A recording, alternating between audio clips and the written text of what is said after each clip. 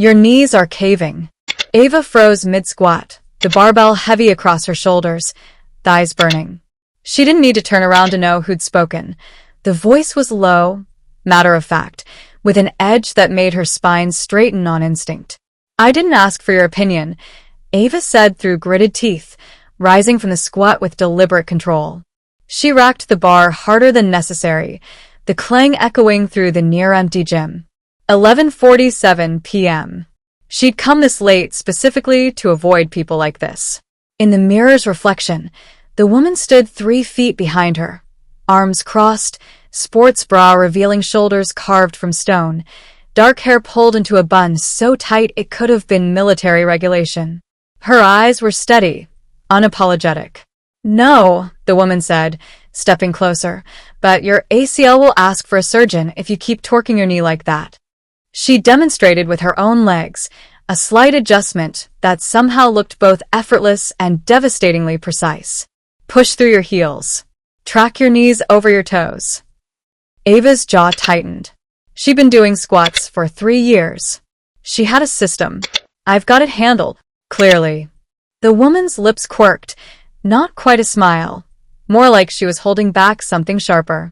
Then she walked away, her gait easy and fluid, toward the free weights on the other side of the gym. Ava watched her go in the mirror, hating the way her pulse had kicked up, hating more that it wasn't entirely from anger. In the locker room 10 minutes later, Ava caught herself staring again. The woman was 2 sinks down, washing her hands with the same methodical focus she'd probably brought to everything. No phone propped up, no chattering friends, just water, soap, rinse dry. When she glanced up, their eyes met in the mirror. For 3 seconds, neither looked away. Ava's chest tightened. The fluorescent lights buzzed overhead. Somewhere, a locker door slammed. Then the woman smiled, slow, knowing, and left without a word. Ava's heart pounded harder than it had during her entire workout. 6 months earlier, Ava's ex-girlfriend had packed a suitcase while Ava was on a conference call in the next room. No fight. No warning. Just a post-it on the kitchen counter. "You love your spreadsheets more than you ever loved me." Ava had read it twice, then opened her laptop and finished a client proposal. Crying could be scheduled for later, preferably between 10 p.m. and 10:15 p.m. after her evening emails were sent. She never did cry. She just worked harder. Worked until her therapist started saying words like burnout and avoidance. Worked until her business partner threatened to physically remove her laptop. So Ava had compromised. She'd go to the gym. Channel the exhaustion into something productive. Control the variables. The gym was supposed to be hers, a space where she could push her body to the edge, and no one would ask her how she was feeling. And then this woman showed up. 2 nights later, Ava arrived at 11:30 p.m. sharp, her usual time, and found her treadmill occupied. By her. The woman ran with the same infuriating precision she did everything else. Steady pace, controlled breathing, posture perfect. She wasn't even sweating. Ava stood there, gym bag in hand, staring at the back of that tightly bound head. There were 4 other empty treadmills. 4.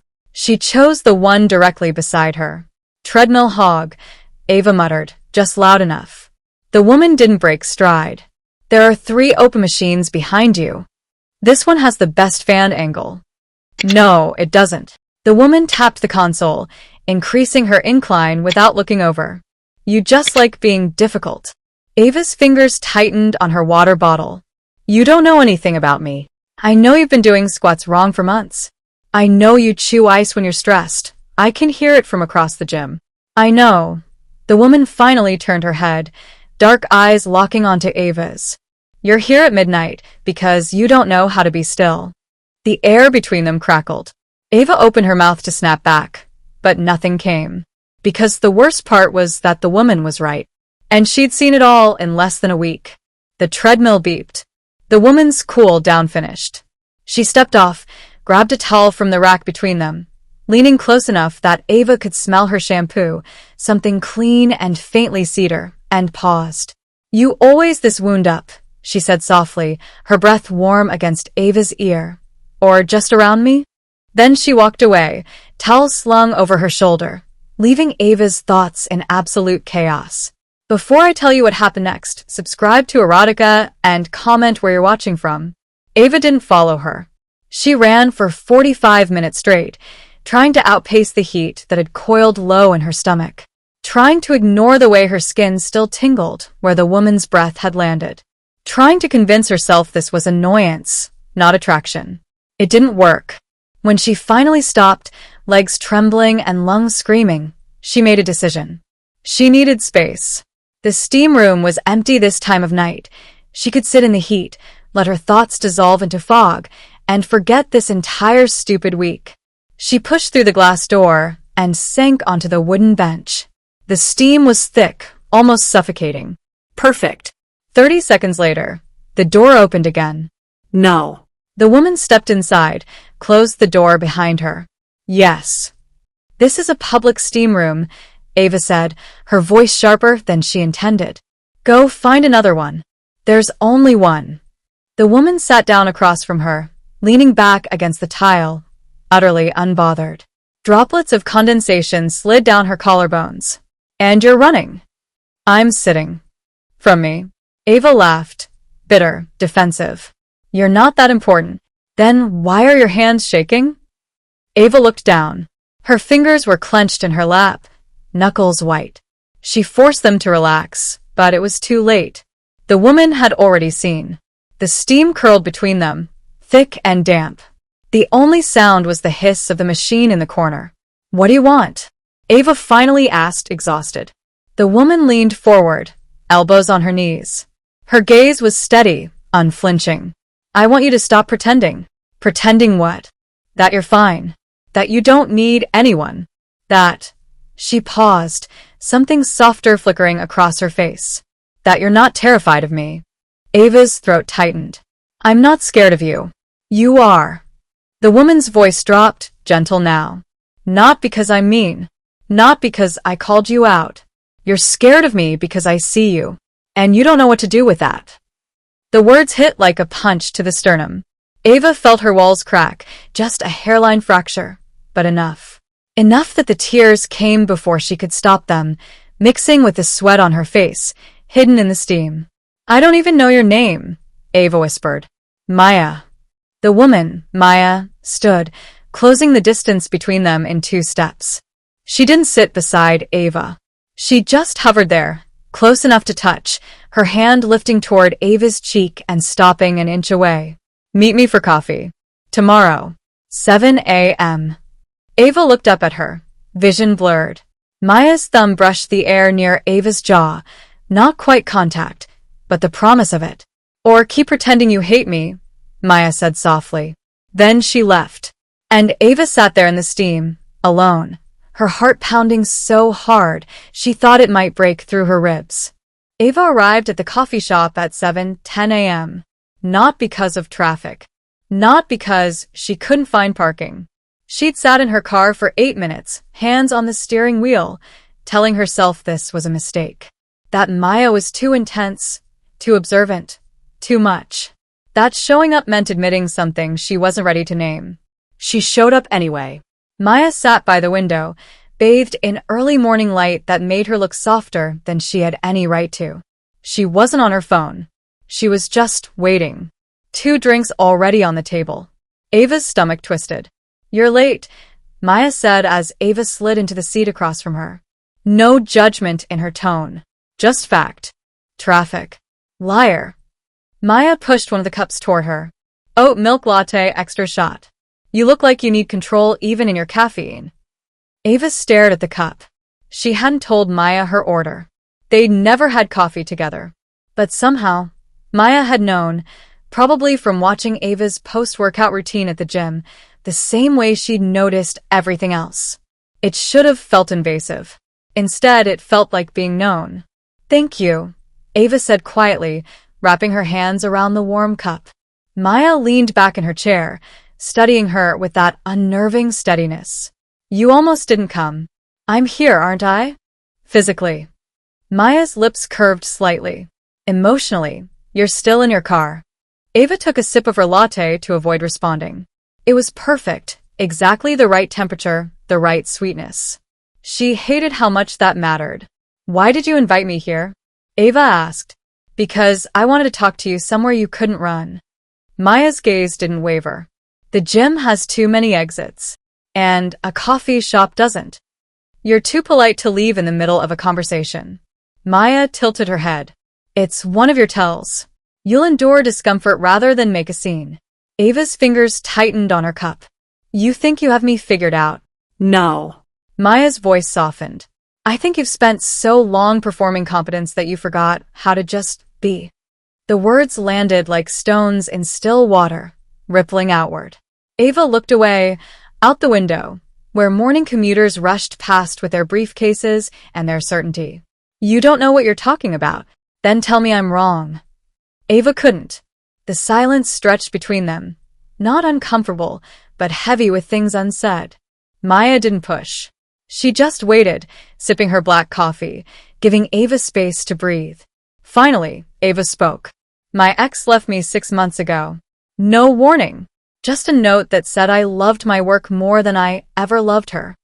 She forced herself to meet Maya's eyes. And the worst part is, she wasn't wrong. I don't know how to love something I can't optimize. I don't know how to be with someone without turning it into a project.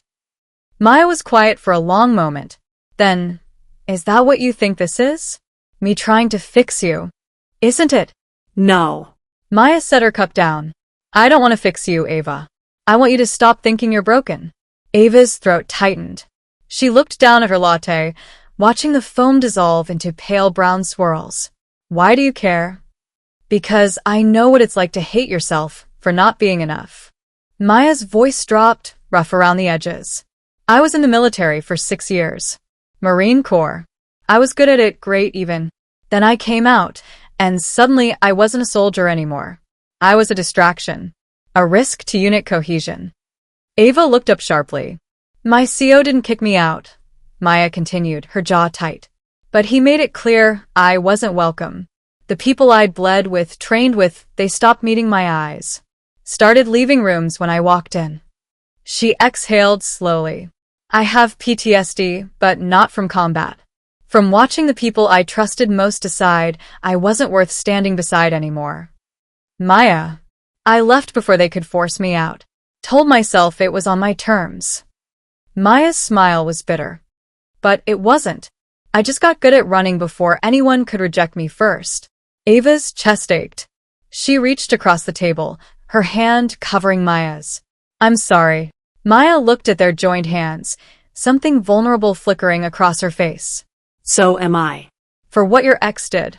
For making you think ambition is something to apologize for. She said loving me was like dating a spreadsheet. Maya's fingers curled around Ava's. Then she never actually looked at the data. Because you're not cold, you're scared. There's a difference. Ava felt tears prick her eyes. She blinked them back, but one escaped anyway, sliding down her cheek.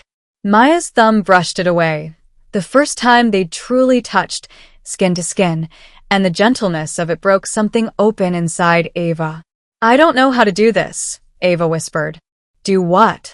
Let someone in. Without losing myself. Maya leaned closer. Then we'll figure it out together. No timelines. No project plans. Just. The bell above the cafe door chimed. Maya's entire body went rigid. Ava turned to see who'd walked in and froze. The woman was stunning in a way that made Ava's stomach drop. Tall, blonde, dressed in a tailored blazer that screamed old money and new power.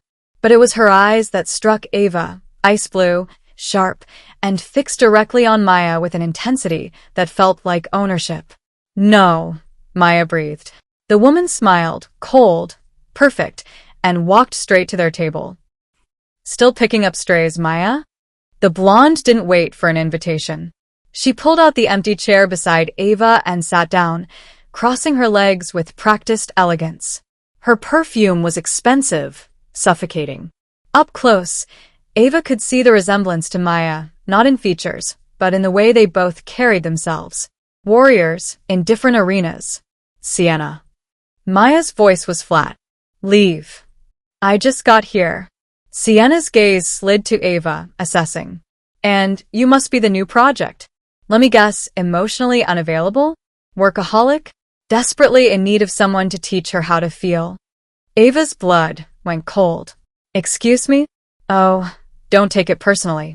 Sienna waved a manicured hand. Maya has a type. Broken women who need saving. She swoops in, plays the hero, builds you up just enough to feel whole again. And then she leaves. Because the truth is, she doesn't actually want you healed. She wants you grateful. That's enough. Maya's voice was low, dangerous. But Sienna wasn't finished.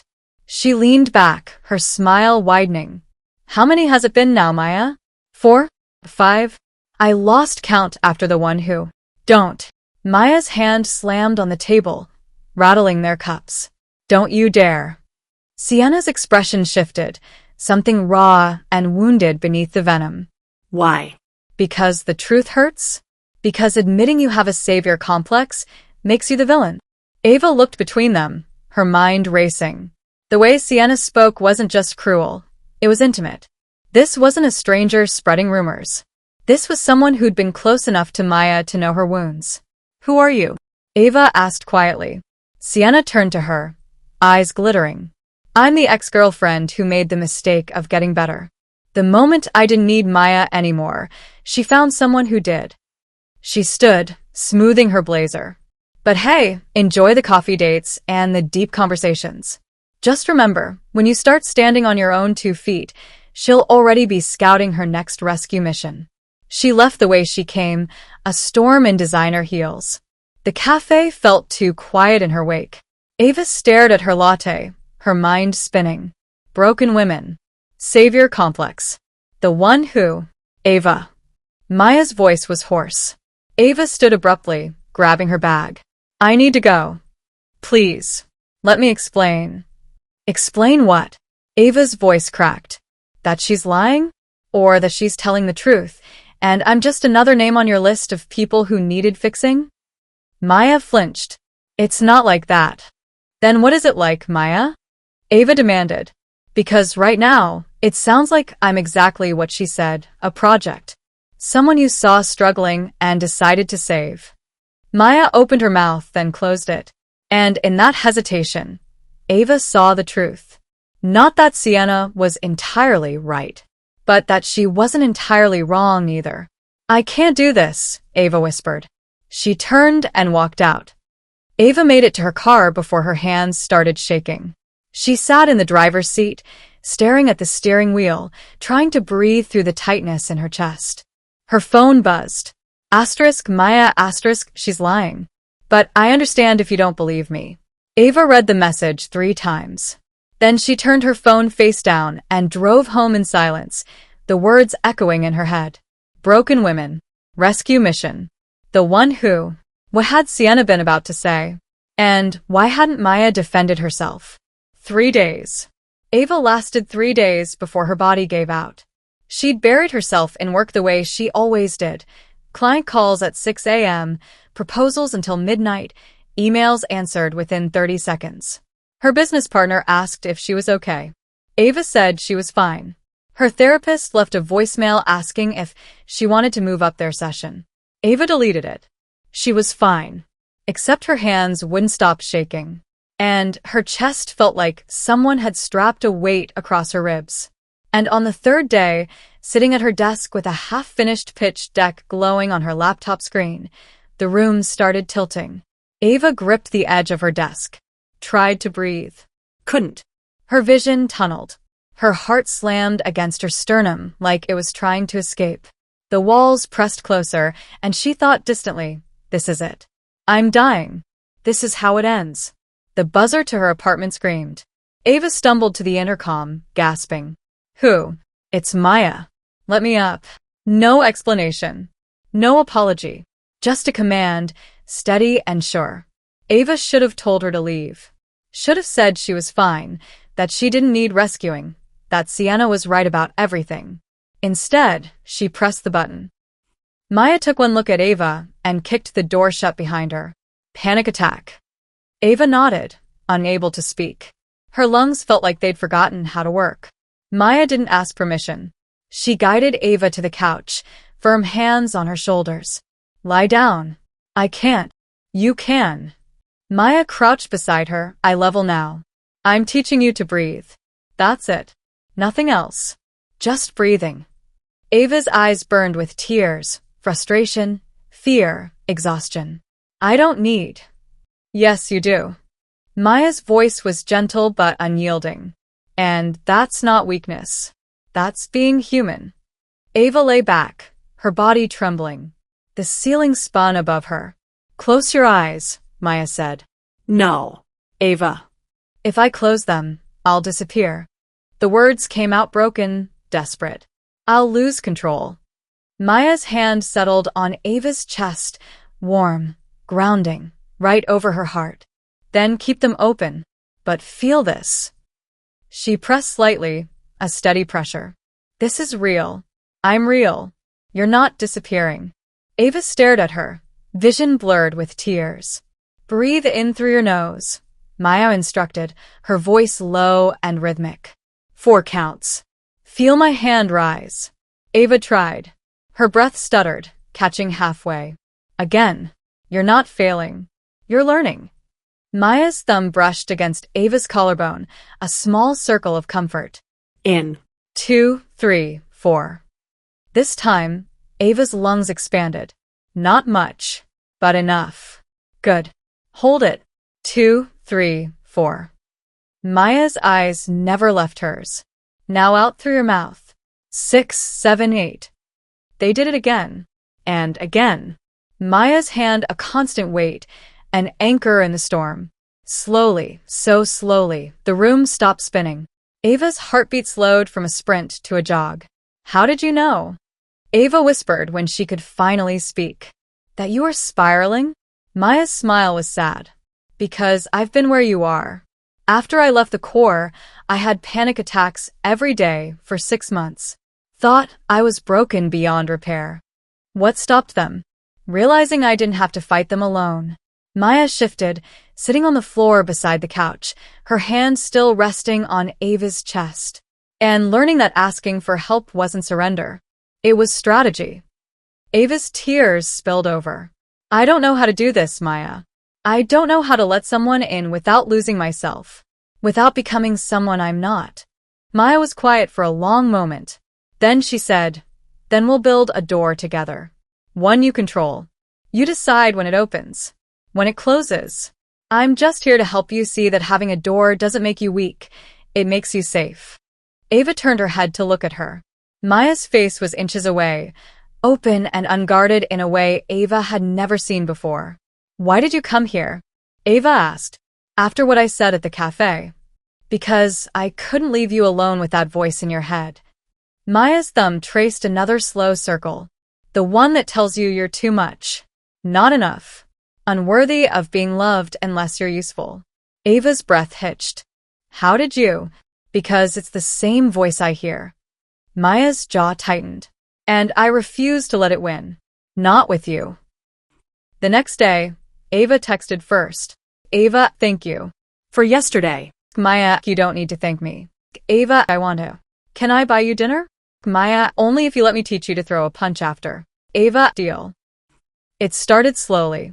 Ava taught Maya the basics of Python over takeout containers of pad thai, laughing when Maya swore at her laptop after a missing semicolon crashed her code for the 3rd time. This is violence, Maya muttered.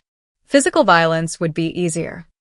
That's because you can't intimidate a compiler, Ava teased. Maya taught Ava to kickbox in her living room, moving furniture to make space. Stop thinking, Maya said when Ava hesitated before a jab. Your body knows what to do. Trust it. My body has a terrible track record, Ava argued, but she threw the punch anyway. It felt good. Dangerous and powerful and good. They built playlists for each other. Ava's full of lo-fi beats and indie folk. Maya's a chaotic mix of 90s hip-hop and metal that somehow worked. They texted each other screenshots of the worst gym bros. Bro doing curls in the squat rack again, and pretty sure that guy just proposed to his reflection. Ava started showing up at the gym earlier. Maya started staying later. They ran on side-by-side treadmills, their strides sinking without either of them trying. And then, one evening during a cool-down jog, Ava's ponytail came loose. She slowed to fix it, fumbling with the hair tie. Maya reached over without breaking stride. Hold still. Her fingers were quick, efficient, gathering Ava's hair, twisting it back into place, securing the tie with a practiced ease that made Ava's skin prickle. It was such a small thing, mundane even. But Maya's fingertips brushed the nape of Ava's neck, and the touch lingered half a second too long. Ava's breath caught. Maya pulled her hand back, eyes forward, as if nothing had happened. But her jaw was tight, and Ava saw the faintest hint of color on her cheeks. Neither of them spoke for the rest of the run. That night, Ava lay in bed, staring at the ceiling, replaying the moment. The way Maya's fingers had felt against her skin. The way her own heartbeat had stuttered. Her phone buzzed. Maya, I need to tell you something about Sienna. And why I didn't defend myself. Ava sat up, her stomach twisting. Maya, can I call you? Ava's fingers hovered over the keyboard. Every instinct screamed at her to say no. To protect herself. To keep the door closed. But Maya had taught her to breathe. Had sat on her floor and anchored her when the world fell apart. Had looked at her like she was worth knowing, not just fixing. Ava, yes. The phone rang 5 seconds later. Hi, Maya said, her voice rough. Hi. Silence. Not uncomfortable, but heavy. The woman Sienna mentioned, the one she didn't finish talking about. Maya exhaled shakily. Her name was Rachel. We dated 2 years ago. She had depression, and I thought if I just loved her enough, supported her enough, she'd get better. Ava's chest tightened. Maya. She died by suicide 3 months after we broke up. Maya's voice cracked.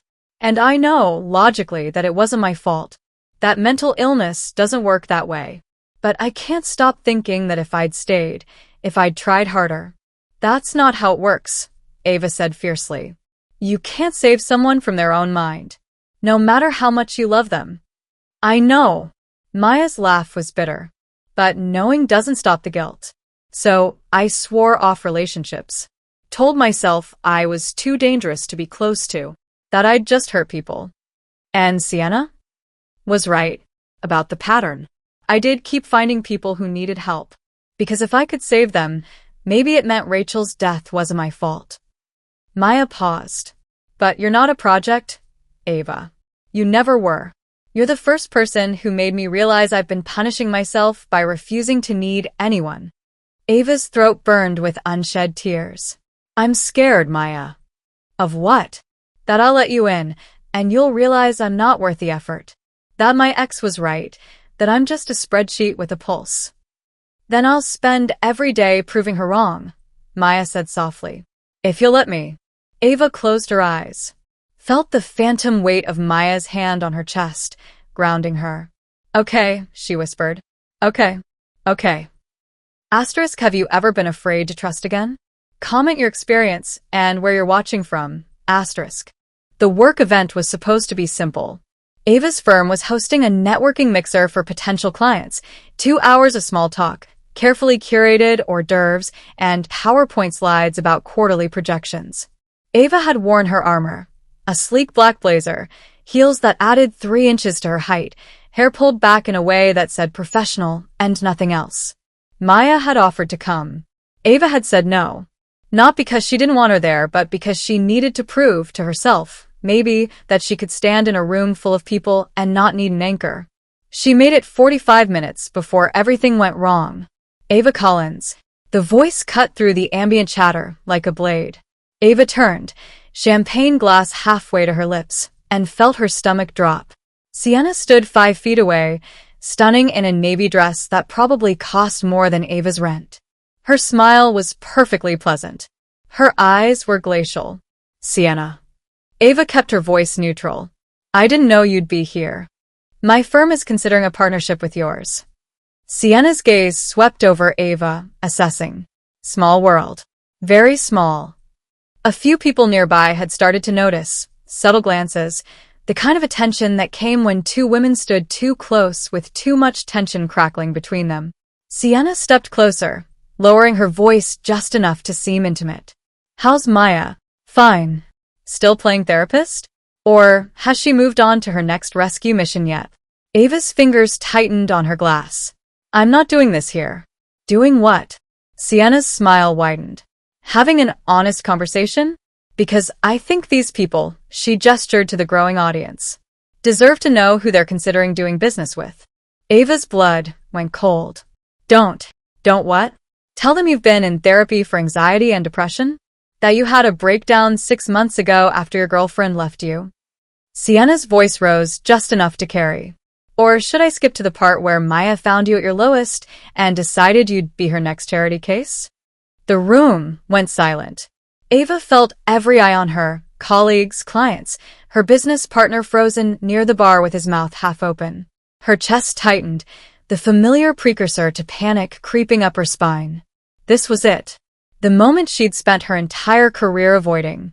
Being seen as weak, unstable, broken. Sienna leaned in, her voice soft and venomous. "Face it, Ava. You're not special. You're just another broken thing Maya needed to feel useful." And something inside Ava snapped. Not into pieces. Into clarity. She set her champagne glass down on the nearest table, looked Sienna directly in the eye. And when she spoke, her voice was steady, loud enough for everyone to hear. "You're right." Sienna blinked, thrown. "I was broken," Ava continued, her gaze sweeping the room. 6 months ago, I had a panic attack, so severe I couldn't get out of bed for 2 days. My ex-girlfriend left me because I didn't know how to be a person outside of my work. I started therapy. I cried in parking lots. I thought I was unfixable. She turned back to Sienna. And then I met Maya. And yes, she helped me. She taught me how to breathe when my lungs forgot how. She sat on my floor during a panic attack and didn't treat me like I was fragile." Ava's voice grew stronger. "But she didn't fix me, Sienna. She handed me the tools and trusted me to build myself. There's a difference. And if you can't see that, if all you see when you look at vulnerability is weakness, then I feel sorry for you." Sienna's face flushed. "You don't know what you're talking about. I know Maya left you because you turned healing into a competition." Ava stepped closer, her voice dropping but losing none of its edge. "I know you're here because you can't stand that she's moved on. And I know that whatever you're trying to prove, that she's toxic, that I'm delusional, it says more about you than it does about either of us." Sienna's jaw clenched. For a moment, Ava thought she might actually strike her. But then someone in the crowd started clapping. Slow at first. Then others joined in. Sienna looked around, her composure fracturing. Without another word, she turned and walked out, her heels clicking sharply against the marble floor. Ava stood there, trembling, as the applause faded and conversation slowly resumed. Her business partner appeared at her elbow, his expression somewhere between shock and admiration. "That was either the bravest or stupidest thing I've ever seen you do," he said. "Both," Ava admitted. Then, without another word, she grabbed her coat and left. She called Maya from her car. "Meet me at the gym," Ava said, her voice shaking. "Now." "Ava, what happened?" "Please." "Just meet me there." A pause. Then, "I'm on my way." Ava had bribed the night janitor with $200 and a promise not to ask questions. The gym was dark except for the emergency exit signs casting red shadows across the equipment. The silence was absolute. No clanging weights, no pounding feet, no terrible pop music. Just Ava's heartbeat and the echo of her breathing. She stood in front of the squat rack, the place where this had all started, and waited. The front door opened. Footsteps. Maya appeared from the shadows, eyes wide and searching. "Ava? What's going on? Are you okay?" Ava didn't answer with words. She closed the distance between them in 3 strides and kissed her. Maya made a sound, surprise, relief, something desperate, and kissed her back.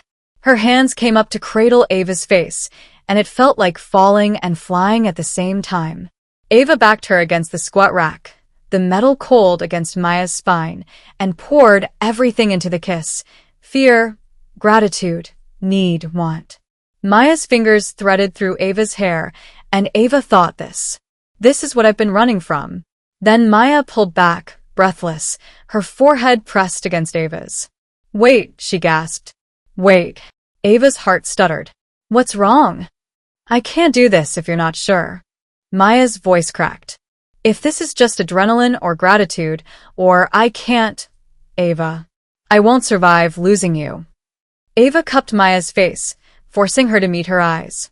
I'm sure. Sienna crashed my work event tonight. She tried to humiliate me in front of everyone, told them about my therapy, my breakdown, called me your charity case. Maya's expression darkened. Ava. And I told him the truth. That I was broken. That you helped me.